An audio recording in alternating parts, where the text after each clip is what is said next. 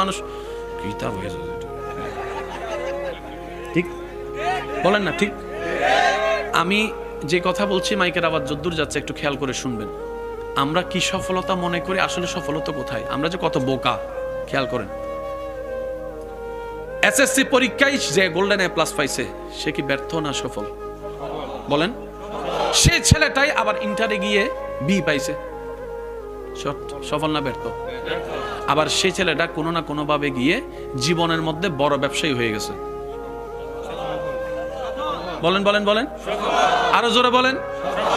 পড়ালেখায় তেমন ভালো না, এমন ব্যবসায়ী হয়েছেন, বড় বড় কোম্পানির মালিক, এখন তার আন্ডারে চাকরি করে সব গোল্ডেন এ প্লাস ওয়ালারা তারে দেখা। এবার বলেন সফল কে আর ব্যর্থ কে? সফল কে আর ব্যর্থ কে? ফেল যে করছে সে এখন কোটি টাকার মালিক, গোল্ডেন এ প্লাস